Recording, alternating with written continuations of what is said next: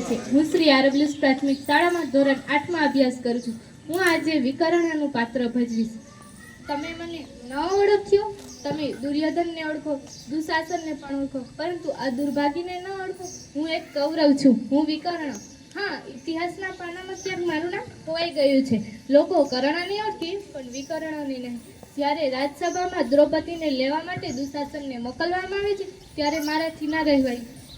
યુવરાજ દુર્યોધન, ભાઈને ના મોકલશો. એક નારીનું આ રીતે અપમાન કરવું એ આપણને ન શોભે. કુરુસભાને કલંક લાગશે. પિતામહ, તમે કેમ ચૂપ છો? દુશાસનને અટકાવી દો, નહીં તો ભારે અનર્થ થઈ જશે.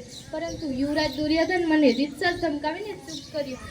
બીજા ભાઈઓ પણ એમનો પક્ષ લઈ મને ચૂપ રહેવાનું કહેવા માંડ્યું. મેં સૌ ભાઈઓને કહ્યું, અરે બધા સમજો, યાદ રાખજો, જો આ પાપ લીલા આટલેથી નહીં અટકે તો તેનું પરિણામ સૌએ ભોગવવું પડશે. આપણા પૂર્વજોને લાછન લાગી રહ્યું છે. હસ્તિનાપુરનું સિંહાસન લજવાઈ રહ્યું છે.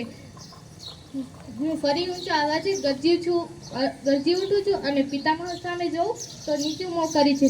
આ તો કેવી વિવશતા લાચારી! પણ હું કહું, ભલે મારો અવાજ કોઈએ ન સાંભળ્યો હોય એવું લાગે છે, ભલે કોઈએ મારું ન માન્યું હોય એવું લાગે છે, પરંતુ મને લાગે છે કે મેં મારું કર્તવ્ય નિષ્ઠાપૂર્વક બજાવ્યું છે.